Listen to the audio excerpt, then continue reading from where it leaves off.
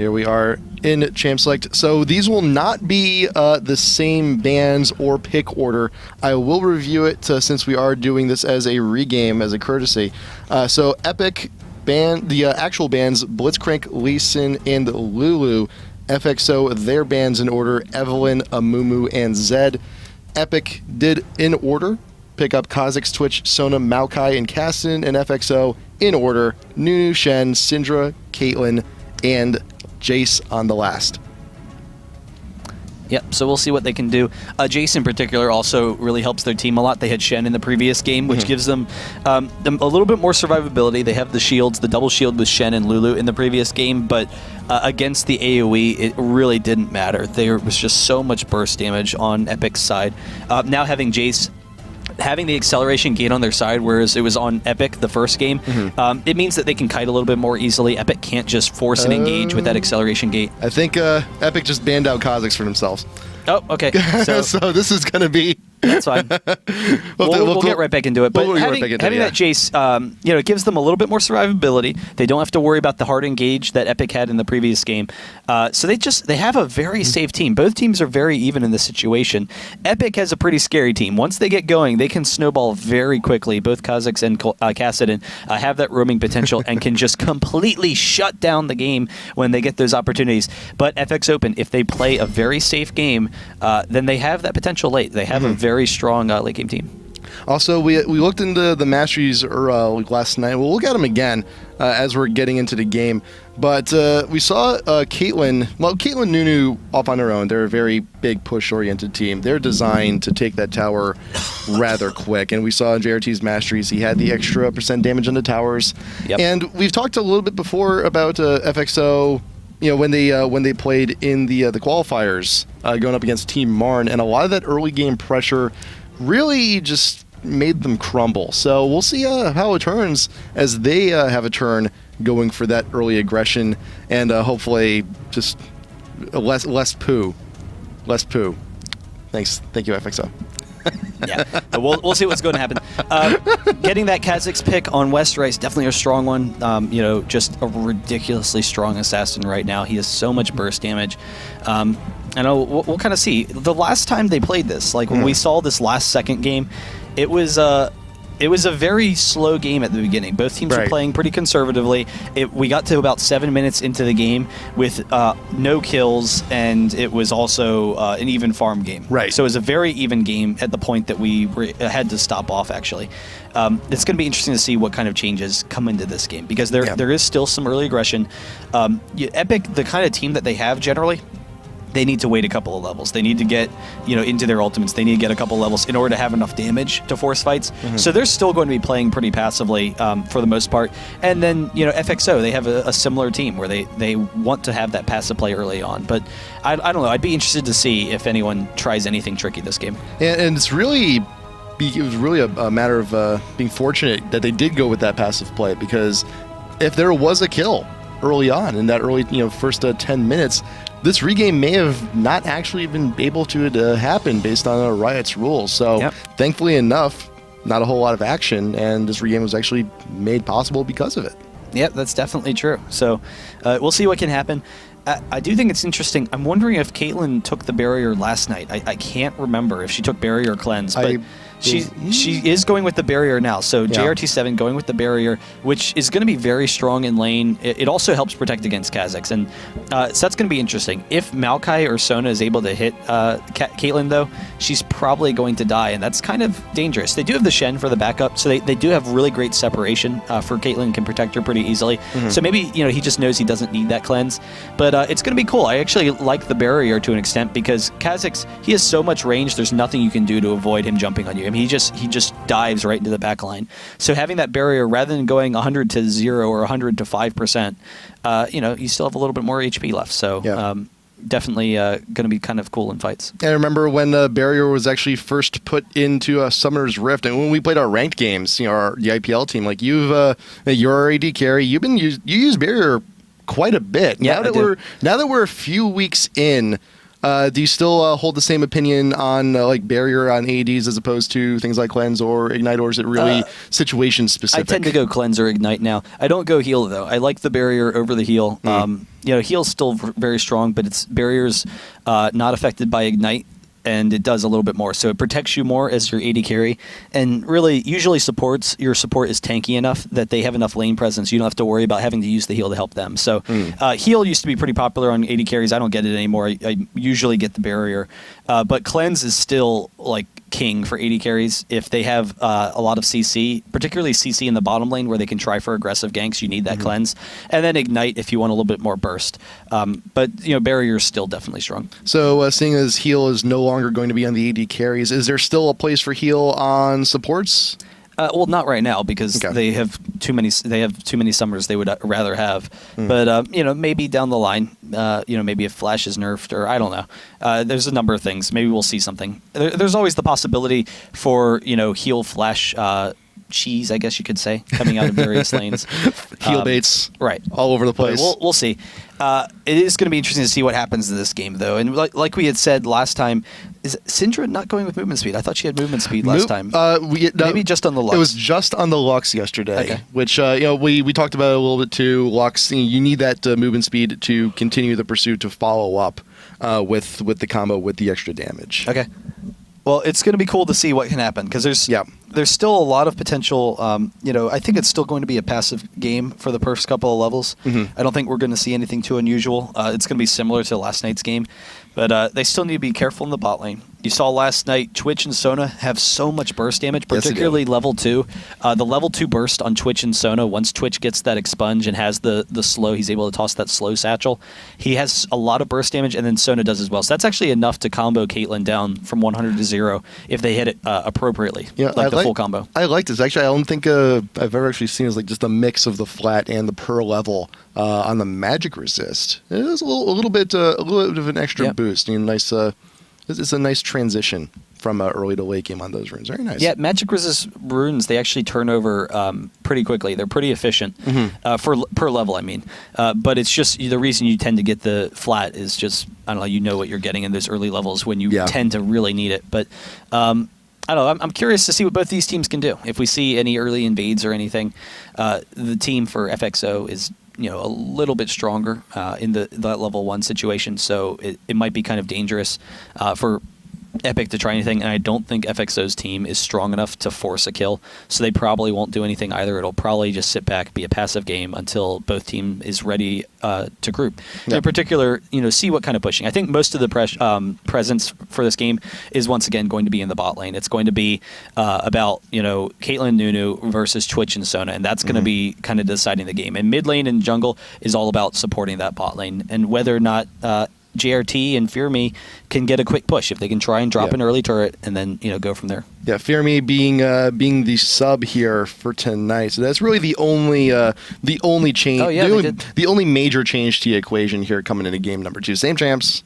but there is one sub coming in here. I'm kind of curious if FXO might try a lane swap today because last night they didn't. They had a strong team for the lane swap, and it also Kha'Zix's West Race, he's actually running mana regen on his Kha'Zix, I believe, because it just allows him to lane very effectively. And Kha'Zix tends to be a safe lane, but in the 2v1, it would be a little bit too much for him. And if they could slow him down a little bit, that could be nice. And they could also maybe get some early turrets. They didn't try it last night. They just went for those standard lanes and sent their lane bot. Right. But Jace has that potential to 2v1 and very easily. And they already know last night that they didn't win the lane with Caitlyn and Nunu. Twitch was even in farm or slightly ahead of Caitlyn in that bot lane. So if they're not going to be able to win the lane and they're not going to be able to push very aggressively against that Twitch Sona, they might decide to switch things up a little bit. But probably going to go for just standard lanes once again. And sometimes that's a telling of some of the experience, some inexperience that some newer teams have, that they're sometimes less willing to try some unconventional things like the lane swap or other way out strategies like having ADs in mid or going crazy stuff like double jungle. You'll see a lot of the newer teams, they will play standard just like for their first few months while they get their feet wet. Yeah, no, it's really not about being comfortable with trying unusual things. It's that really as a new team, your focus has to be on just getting good at the basics. So, that's kind of what you focus on is you just run, kind of standard AoE comps or whatnot and just I don't know, play what you know already in solo queue. But everyone's kind of set up for a nice, easy start. Nothing too unusual here. Yeah, lots of traps going down, lots of wards for FXO. As they should be, and that's keeping all the vision they need over everywhere on the map. And this ward being rather vital too, just in case Dan Dinh, the Din, decides to go for something like an early level 2 in mid, or if he tries to go for an early invade over onto the red after he's done with the blue. That is good placement.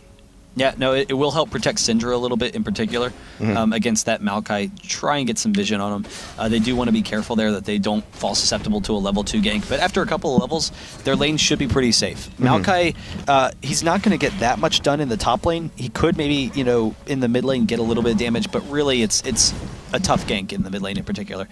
So we'll probably see him just, again, continue on a safe jungle path. Just look for, fast levels, try and hit level 4 quickly, and then wait until Westrace is level 5 to level 7, and finally has enough damage to actually do something against Jason. And then we might see him pressure the top a little bit. And we saw Dan do this last night too. He's actually going for the early Philo Stone instead of grabbing the machete, and he did that with the Amumu too. Pretty good success, actually. So we'll see if it works out for him once again here in game number 2. Well, it's interesting. He went for the Philosopher's Stone on the Amumu. Then the second game, he went for the machete on Maokai. And we were kind of wondering about it. I think the Philosopher's Stone, it's a little bit more passive play. With the machete, you can clear a little bit more, quickly, and I don't know, you fall a little bit behind in gold. You don't fall behind, but the Philosopher's Stone, it might be indicative of him trying to go for a really tanky build again. And if he gets that really tanky build, like we were talking about earlier, Sunfire and Warmogs, you get so much health from those items, and with the changes to the AD items and AD damage, it makes it difficult for them to respond. And there's that quick level 2 burst. They actually kind of avoided it last night. So the Caitlyn Nunu, they avoided it last night for the most part, but this time, they're able to get some damage in that bot lane. So quick advantage for Cat 8 and Pure Golden Boy. Some damage going down to Salsa in the mid also. Westrice looking for an exchange, but a hammer will keep him back in the middle of the lane for now. Navitar, he's not too far away either. He's finishing up the small golems. Look at all of the wards for these teams, because Jace has a lot of protection up and down the river. Shen's coming up for a gank on Kha'Zix, actually. But you see, there's a lot of wards for Epik as well. They have wards all over the place. So they have great vision right now. They're looking for that really passive play. There's 3 wards in bot river alone.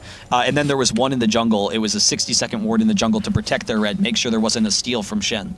Navitar staking up here in the top lane, waiting for Westrice to make an appearance. Hopping into the bush, will find a ninja taunt, keeping him behind. There is the hammer. Meanwhile, mid lane, we'll be going back to that in just a second, but the ignite ticking down onto Westrice. That will be a kill.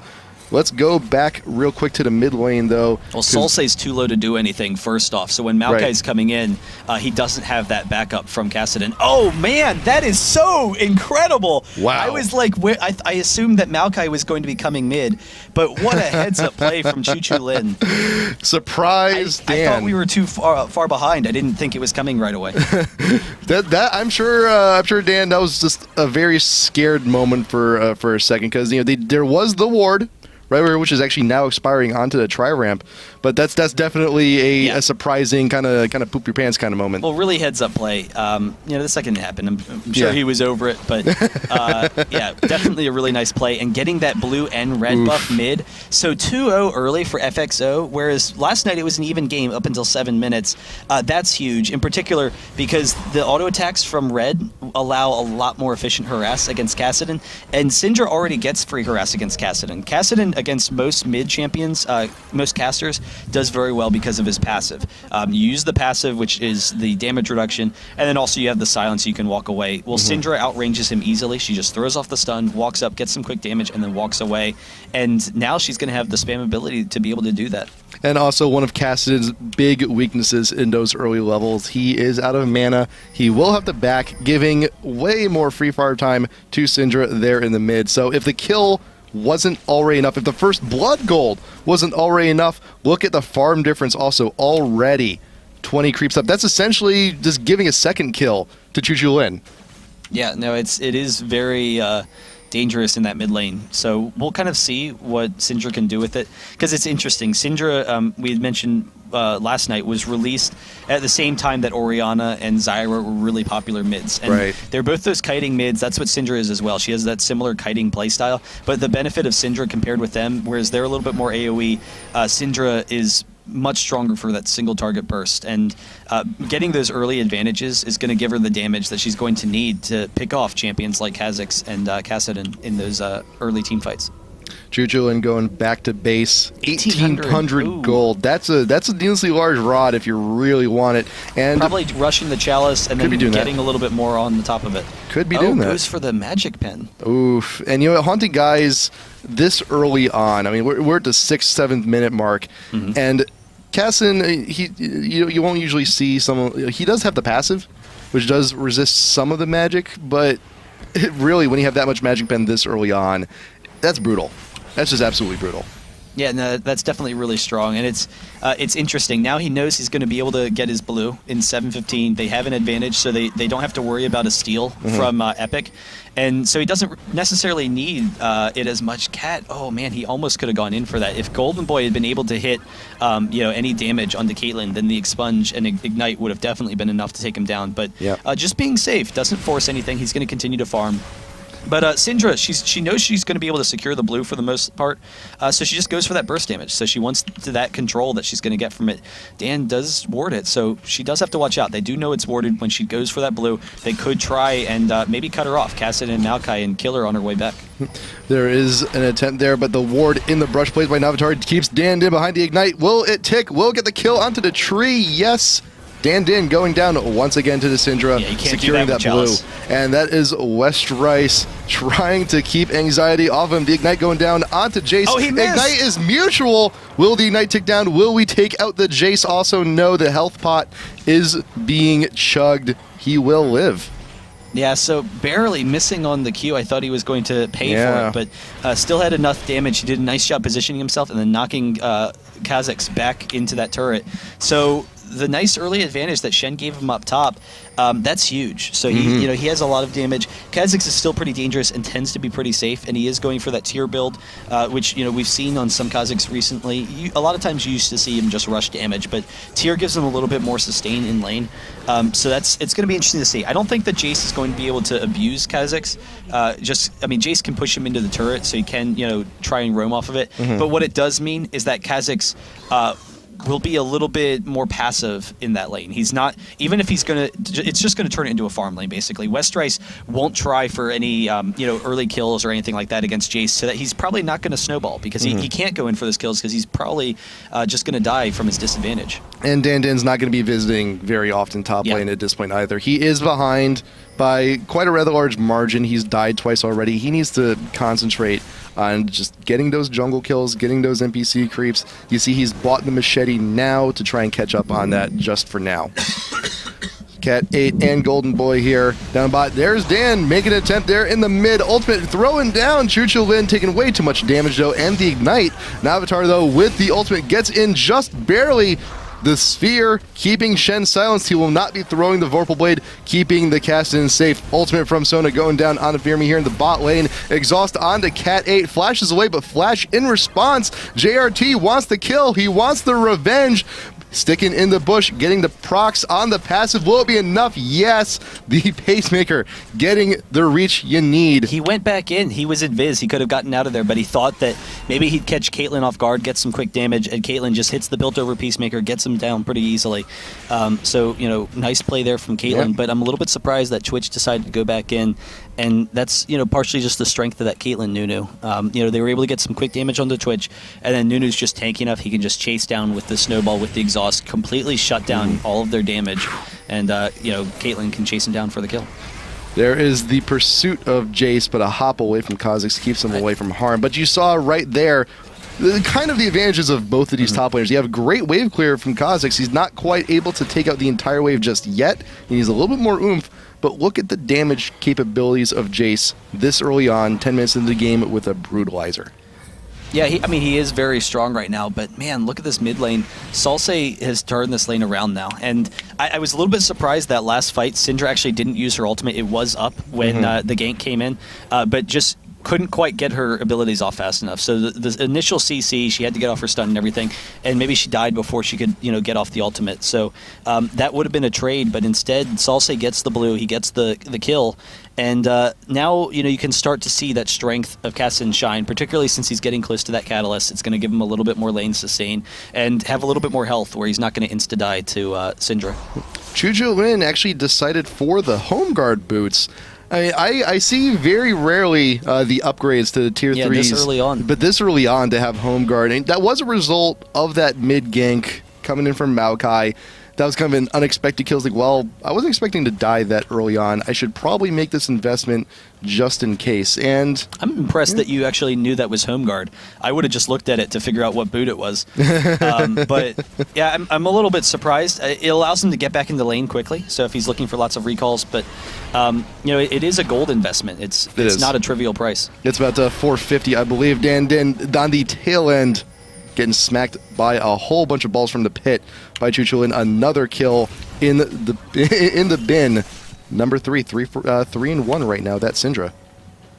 Yeah, so a lot of burst damage. That's the big strength of Syndra right now, and it makes her very dangerous. Navatar, he's actually looking to come down bot, but he doesn't want to run through the ward, so he's actually going to just dash over the wall potentially. It will put it on cooldown, but he actually backs off. So maybe he was waiting to see if Maokai was making, or I guess, no, they just killed Maokai mid, so that's not it.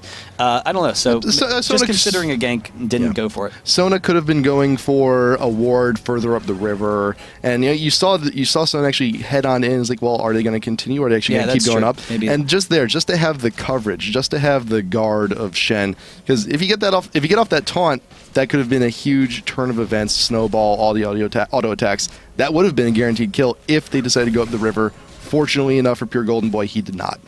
Yeah, so they do back off. Now we're starting to see that push in the bot lane. Maokai is there as well. They have to watch out the slow hits from Golden Boy. Actually, there's the ult as well. So Sona, Maokai, they chase him down, pick up the quick kill. Unfortunate. Caitlyn goes down. Nunu cannot do enough to keep her safe. The ultimate did slow temporarily, but right now Fearme knows he has to get to the safety of his turret. That is a 3-man push now in the bot lane for Epic Gamer. Yeah, so they will be able to push down that turret. Kassadin, he's actually going to jump right into Oh Chujolin. no!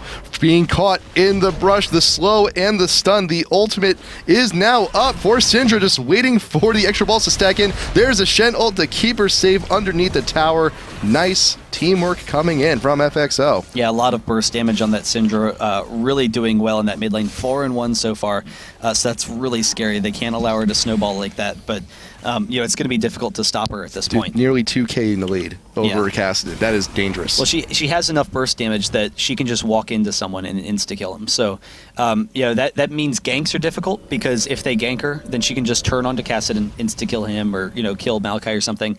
But it really means they need to try and catch her out of position. So aggressive wards, and then, when she tries to force a fight, force her to farm. If she farms, then that's okay. But force her to farm. If she tries to fight and pick someone off, then Epic needs to be able to retaliate in some way. Right. But the danger, though, is in the event Syndra does fall, because there's about a 2.5k lead that FXO has over Epic right now, and nearly all of it is right there invested in the AP mid. It's great to have leads this early on, but there is that risk you run when all of it is front-loaded on the one champ on your team. Yep, so we'll have to see how that's going to progress. Salse getting that blue Syndra as well. So both of them will be safe in that mid lane. Salse's at that point where he can, start to consider roaming.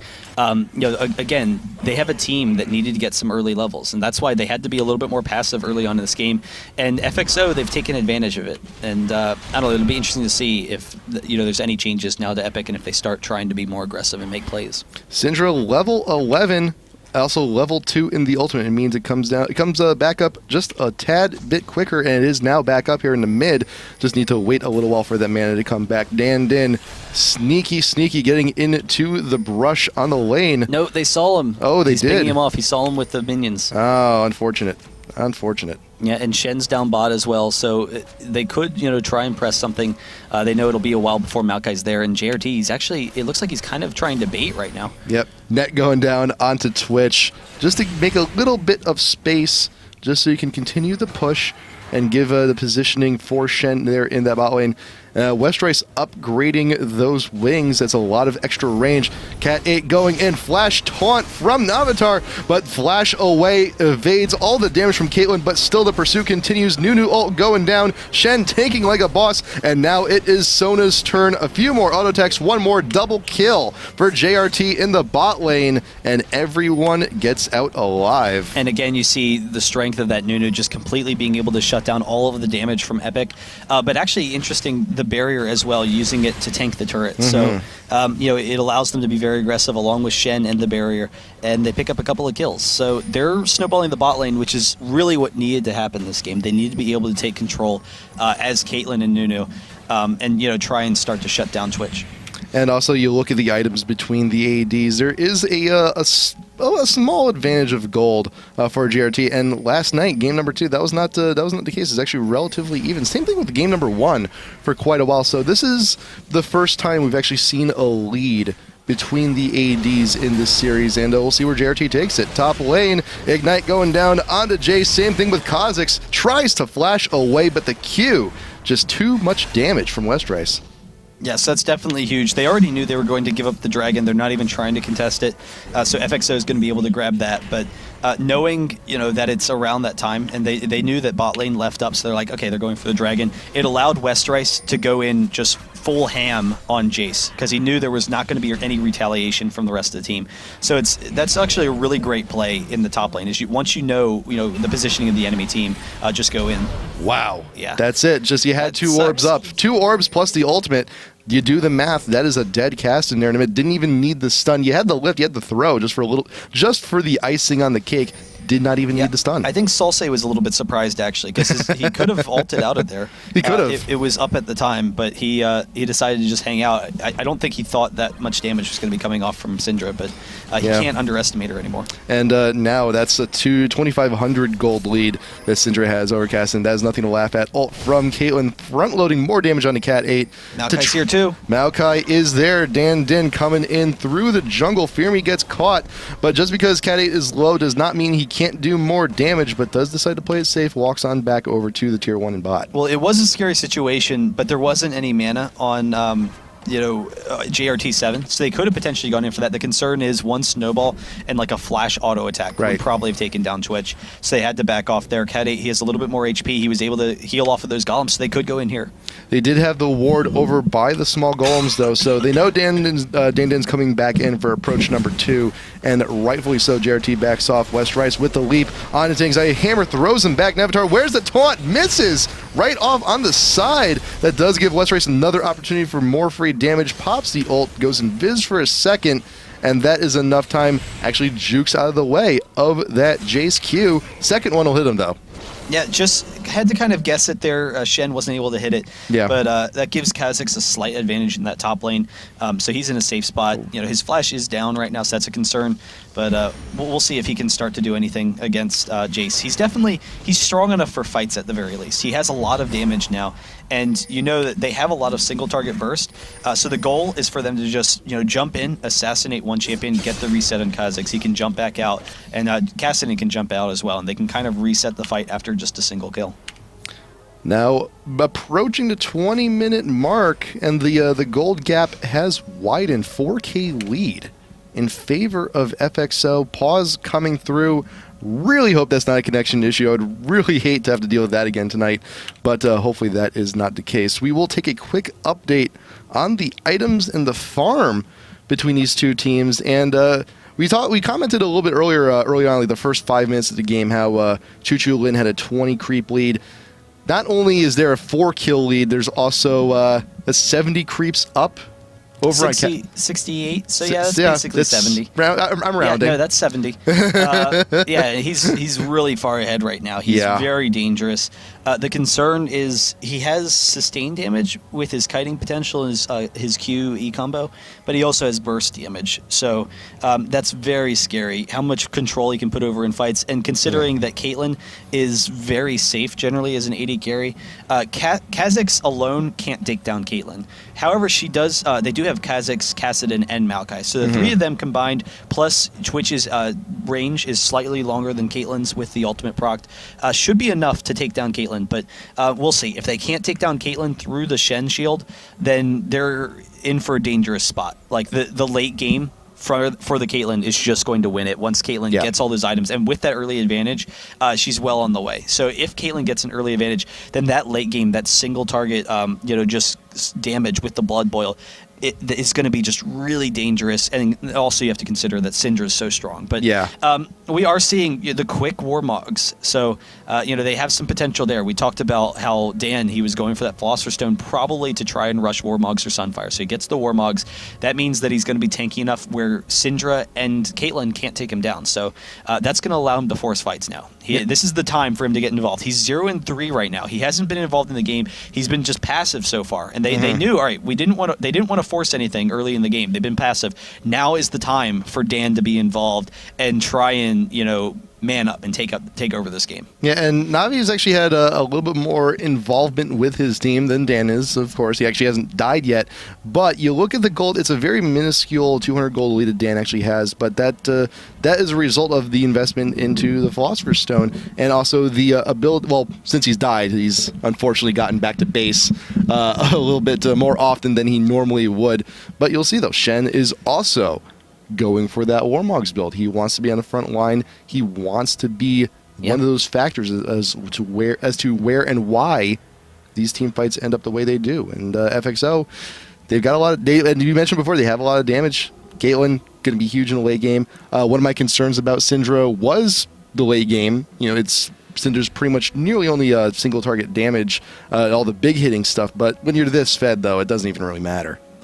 Yeah, no, it is going to be really dangerous for them to try and deal with Syndra, but we'll start to see. I mean, FXO, their team fight team is just really strong. Epik, they need to start picking people off. Like that's the strength of their team is to pick people off at this point in the game, in the mid game, with their roaming, and then also in team fights to just insta kill someone with those assassins.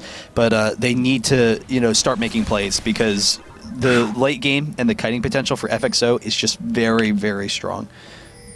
So I'll say spotted out by the small golems. Maybe a pinch here on Chuchulin. She's got to be careful. He doesn't even want to deal with Syndra, really, but trying to get down to the bot lane, and that's the thing. He's trying to make those plays happen now. Yeah, but we have seen, granted, Kassadin on his own can't do jack against Syndra right now.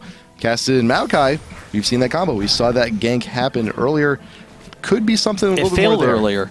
They had the one kill, but it failed the one time, though. It's still one. There's still one. That's true.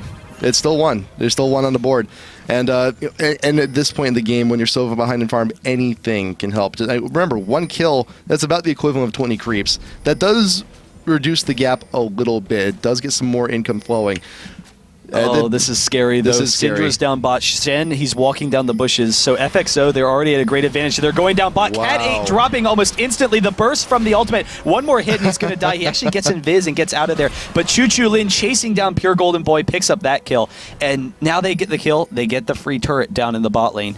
And that's the concern, is that they're going to just start abusing Epik and pushing them off of those turrets. Yeah, and now all that Syndra needs to do is just buy one more tome, and then just the ultimate alone will be more than enough to kill Twitch. This is the scary part. Westrice, he gets the kill up top, he's split pushing, but FXOpen, they're so strong right now, they can just bully them off of these turrets and keep on going after him. JRT7 taking a lot of damage from the turret, but he has the barrier, he has the Channel as well, but Salse jumps back in, picks up that kill. Because JRT was taking that turret, was a little bit too out of position. Right there, right prime for the orb from Kassadin, and now Chuchulin in a bad position. Chuchulin with the shove gets the stun onto Twitch, clears enough time for the teammates to escape. I honestly think Cat was a little lucky there that Chuchulin didn't hit him with another QW, because I think a QW would have been enough to kill him. But you just saw all of that burst damage. That was just a single EQ combo from Syndra. Just did that much damage to Twitch, and that's really scary right now. And also keep in mind, too, take a look at the mini-map right there. That is Westrice. Split pushing while all this madness is going down on bot. Yeah, we did say that he was splitting because there's just no way for him to fight right now. They aren't strong enough. to go in on FXOpen. So he's just getting what he can up top. He was able to get the kill and push the turret a little bit. And that'll help pull them back into this. And at the very least, you're keeping Jace busy. He's not going to be joining with the rest of the team fights because Jace, that's a lot of damage. He's got a Thirster. He's got the Brutalizer. That's a lot. That's a lot of AD. Yeah, it is, but he's still a little squishy. I mean, that's just standard for Jace. Like, it's the standard, really strong build, but he's still vulnerable to Kha'Zix. And that's actually interesting. If he starts getting in that melee range, then Kha'Zix can potentially go in for those kills and control that split push. Hopefully all that chat is coming in. Hopefully there's no connection issues like there were last night. Let's take another look though at the items. We didn't actually get to go through every single player. You do have the Thirster and the Zeal popping up there for the Twitch 4Cat8. You have the glove though over on Caitlyn. We may actually seeing that Static Shiv come in from actually either one of these players.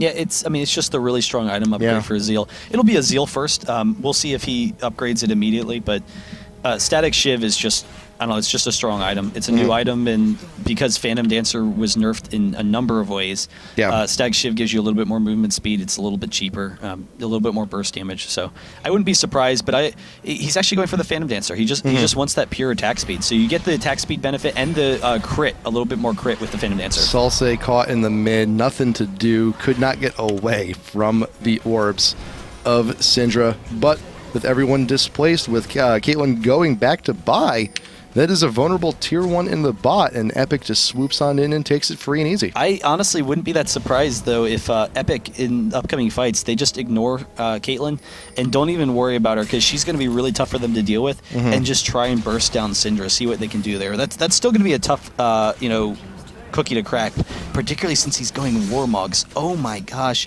Sorry, this is Chu Lin. She's one of the few female professional LoL players, but she's so far ahead that she has the damage, and now she's going for Warmogs as well, so that they can't kill her. And that was like one of the only things they could hope for. That's what I was just saying. I remember is that Epik is going to try and assassinate her. Anxiety off on the river, caught out by Westrice. You have the leap from Kha'Zix, forcing to flash out. Flash in response will not vote to go underneath the tower to try and grab that kill. Westrice will stay safe. Imagine there, Chu-Chu-Lin just decided to recall, but if he had just canceled that recall and stood there, and Westrice had just leaped and flashed right on top of Syndra, dead, and Syndra just turns around. Yeah, could have been it. That could have been it.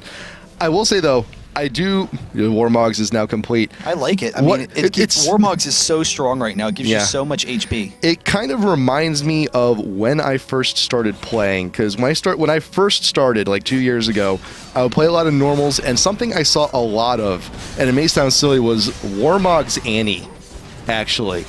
And this is back at a time when, granted the damage on Annie wasn't quite balanced. You hit the late game, she was pretty much just a stun bot.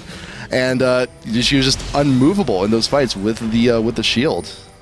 Yeah, so I kind of like it. That can be really strong, and particularly since she already has a lot of base damage. But Chu-Chu-Lin's going to be able to cut him off, I think. There's the Shen taunt. Pure Golden Boy definitely going down here. Yep, Sona has nowhere to go, following up on that taunt. Westrice throwing missiles over the forest wall, and just one sapling. You can make it. No. Yeah, you see Twitch is splitting, so Cat 8 right now, he knows that they can't fight with them. Caitlyn's actually coming over to deal with him. I'm a little bit surprised. I would think Caitlyn would want to stay with the team, but he wants to stop that push. He knows the rest of them are strong enough to just fight by themselves, and we'll see if he actually goes in on it. It looks like he's trying to be tricky against Twitch. There's Twitch running away from the Caitlyn down there in bot lane, takes a little bit of damage, but will be safe. Plenty of damage on the tier 2 here in mid, below half, and a lot of that was Jace just plugging away with that cannon. But Chu-Chu-Lin still out in front. Dan Dinh leading the charge. I don't think he's going to be able to catch up. And everyone from FXO, they're happy with what they got. They didn't quite get the tier 2, but it is significantly weakened, and the next time they swoop in, that is a dead tier 2. Yeah, they're going to be able to push on them very easily, and that's the concern right now, is Epik knows they're not strong enough to face them in team fights. It's only a 3k gold disadvantage, though, so they're holding off very effectively, and they're waiting until they are going to be strong enough. Ooh. So, we'll kind of see if they can turn this around. Right now, though, FXO, they want to push aggressively because they know that Epik can't stop them, but give it a little bit of time. This could be a quick turnaround. I mean, you saw the Azubu Blaze, or if you guys saw the Azubu Blaze versus Azubu Frost Game 4 in OGN, it was absurd but it seemed like Azubu Frost had the game completely locked up. It was a 15-6 kill lead. They had pushed in, taken 3 inhibitors, and Azubu Blaze just kept even and just passively farmed the whole game until they were able to turn it around. May see it here. It's only 25 minutes, and it's still it's nowhere near that far gone. It's nowhere near that far along. It's still a very even game. Yeah, and we're just now getting into the thralls. Particularly if they can figure out a way to kill Syndra. That's honestly their biggest hurdle right now. So I'm thinking, what other options that could arise? You do see Casson. He is now building into the damage. He had the Rod of Ages. How fully is that actually fully stacked up now? Almost. Well, it's getting there. It's almost full. It's almost full. But he does have the Nuclear Large Rod. That's plenty of damage that he needs. He should be able to do quite a fair amount in those fights. But if Twitch can get in, if the wave, if everything works out right, where Caddy can get a clear shot on the Syndra or have the right positioning with the ultimate to get in, could actually have plenty of damage. But hey, a Warmogs, it may be a lot of health, but is nothing impossible. Caitlyn ult going down onto the Kazakhs, frontloading more damage. West Rice down to half. Dan Dinh, not with the team, off on the side, does have the Banshee's Veil, chooses to Twisted Advance onto Fermi, throws down the ultimate also, just as a safeguard. Pops it back up, and the pressure's too much. Cat 8 off onto the side, but the mid-tier 2 is now gone for Epik. Where is Twitch going away from the fight? Oh, but you see the quick poke. They're actually chasing him down a little bit. They know that FXO is a little bit split. They walk into the Caitlyn trap, so really good positioning there. But Salse's still trying to get in for a slow so they can try and pick someone off. It's still waiting for Twitch to actually rejoin with the rest of the team, and this is the prime time for a counter push. West Rice leaping out in front, wants to eat a turret shot real quick. And where is this turret at mint condition? The tier 2 of FXO. Yeah, and because of the poke from FXO, I don't think that Epik can try and bully down this turret, but they were just trying to see if they could catch someone. Now they'll probably be forced to back off here, right? They're going to push it up to the minions up to the turret. Once they hit the turret, they'll back off, switch to another lane, most likely. And we're talking about trying to focus down Syndra, trying to get her out of the fight. And at the very least, the Banshee's Veil is quite a bit of an annoyance to deal with. They're going for it. They are going for it, throwing down the Maokai ult to front with more damage, but Pure Golden Boy with the ultimate actually gets the kill onto the Caitlyn. Shen going down, so will the Jace. Choo-Choo win. The ultimate cannot get the kill onto the Kazakhs. The Ignite, the heal from Sona keeps them topped off, and that is 4 quick kills underneath tower. That is scary. Right now, Epik, they just hit the sweet spot. So they know they've been keeping the gold even so far. They haven't even really been fighting with FXO. They've been allowing FXO to push them around. But now they know they have enough damage. Kazakhs just finished deep into his build, and they just go really quickly for the burst damage. Really great play from Epik. 4 for 0. Now they get the Baron off of it. They do have to worry about Syndra coming in, but they're tanky enough, then they should be able to turn on her. But we'll see. Syndra could maybe get a couple of kills here. I would hope so, but the Baron's still not quite done yet. Throws a ball just to see where things are at, but no steal will be happening there. Knows that a 1v5 situation is not the best situation by any means, and even if there was a kill to happen, probably would have only been one, but unfortunately not. There will be no Baron steal for FXO today. At this point in the game, based on that last fight, Epik is stronger in team fights if they can close the gap. Yes. The strength of FXO right now is if they can continue to kite and just back off of Epik. Mm-hmm. But they know if Epik can close the gap, then it's over. And it's very easy for Kazakhs, Maokai and Kassadin to close that gap. Mm-hmm. The concern is getting Sona in position to get a good ult. And if Sona gets a good ult, then that's very dangerous for them. But FXO, they still have a lot of great single target bursts, so they need to be able to just back off of Epik. And Epik just did a really good job of forcing a fight that was to their benefit. They just waited until they could get FXO in the right position and then just combo all of that Kazakhs damage along with Kassadin. So it's going to be interesting to see what happens now, but it's an uphill battle now for FXO despite the early lead. But FXO, I think they're taking the right approach. You see Jace has actually got his Guardian Angel. You see Shen got the chain vest. You see Caitlyn has a chain vest. There's going to be 2 more GAs as soon as the money comes in for FXO. So if they can just kill time, keep Epik off of their tier 3s, keep those inhibs safe, they might be able to kill enough time to get that income to get those purchases. Yeah, no, those GAs will definitely help against Kazakhs in particular, because then they can be a little bit more aggressive against him and not have to worry about him getting the reset.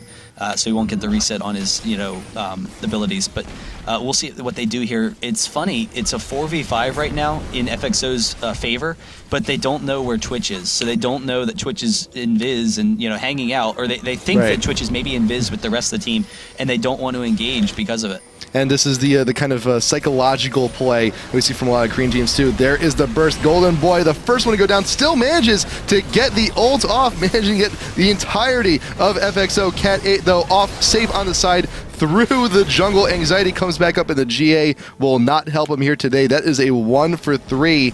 I would trade the support for 3 kills any day, and only the 2 carries remain. There's no one to protect them, and Epik edges out the tier 3. They will take the inhib. It's just a matter of will they continue the push here. Well, Epik in particular, they did a really good job of waiting to fight and not allowing FXO to engage until Twitch was right at the cusp there. And there's the engage once again from Westrice. Wow, the quick burst. That's what Assassins can do at this point in the game. It's very hard to deal with. Chuchu Lin, he will go down as well, and they're going to be pushing the Nexus here. It's going to be tough to deal with them. This is probably GG 2-0. There's the surrender or the leave from JRT, but Epik in that last fight, they did a particularly good job of waiting for Cat 8, and FXO tried to force it, and if Twitch wasn't there, they actually would have won that exchange, but because Twitch came in just at that last second, they had already used their gap closers to engage on the front line, which meant that they couldn't engage on Twitch. He was just out of their reach, and that allowed Cat 8 to get off some quick damage and set up Kha'Zix for the kills. I want to actually take a look at that fight into tier 2, because that was just a fantastic play. Wait for Dan Dinh to throw down the ultimate and actually go in on the FXO. We'll slow it down, he's so tanky. It's the Warmogs plus his ultimate. He's hardly taking any damage. The Banshees as well. So he's hardly taking any damage from the turrets, and it's allowing him to force this engage on JRT, and just the range that Kha'Zix has. Kha'Zix gets over the long diagonal of that wall, which is not something that you expect most champions to be able to clear. Usually that's a safe spot for Caitlyn to be. Usually, but when you have a Maokai and a Kha'Zix as dive buddies, the Sona ult actually got the killing blow on that one. That was incredible play coming here from Epik. Fantastic. Dude, that's a top 5 right there. Usually the strength of Caitlyn is being able to survive those exchanges, but and get out of range. But that's just how much range they have as a team. It's really impressive. And once the team fight started, you saw Syndra kind of fell out. They weren't able to get those quick single target kills. They need to be able to pick up a kill and retreat, and Epik just did a good job of all-inning as a team. They just showed all their cards on the table and went hard for it. And this is also fantastic practice for Epik coming into this weekend. Yeah. It's actually interesting. Nick and I picked Epik to get out of the groups. Nick did in particular. He had to convince me otherwise. I was going for some other team. But Nick convinced me. I'm actually still picking Fear and GGU, actually. Oh, really? I am. I'm gambling. Fear. We have Fear as well. I think Fear is very strong right now. Well, here's the thing. All I remember is that I remember way back when IPL 5 qualifiers, and we did the one thing. We bet against TD. And we saw what happened, and I told Nintendo, dude, I will never bet against you again. Though. Well, it's Nintendo. It's the same old guys. That's true. It is, and I'd just be concerned because they only have 2 of the same players. They do. Maybe 3 if I'm wrong. It might be 3. It is 3 along with Pixel, I think. No, I don't know. I think it might only be two of the same guys, but their team is really hurting right now, and I haven't seen them compete in a while, so that's not a good recipe right now. But the way I see Nintendo and those guys, they actually, to me, they kind of operate a little bit like where they have a little bit of a boost whenever they have a change in roster. They just perform just a little bit better for like a few weeks, and that actually may be enough for them to actually clear the gap. Okay, we'll see. That's going to be an interesting pick, but congratulations to Epik. They win Killing Spree night number 1, yes. So just 2 nights away from getting that Killing Spree. They will get every win more and more, prize money. So it's a nice little salary in and of itself if they keep going. That would be cool to have Epik start off with a nice Killing Spree. That would be. So $300 goes to them, and if they manage to win 2 more than every week, that prize pool keeps going up by $100, and we'll see what we have in store. But that is it. Thank you guys for joining us for the conclusion of the first Killing Spree of 2013. I think we're pretty much done. Yeah, we are done. Thanks, guys. Have a nice night. Go play some LOL. Watch the tournament this weekend. I'm looking forward to it. Congrats to Epik. I had them winning. I was a little concerned at the beginning, but now I can feel a little bit confident in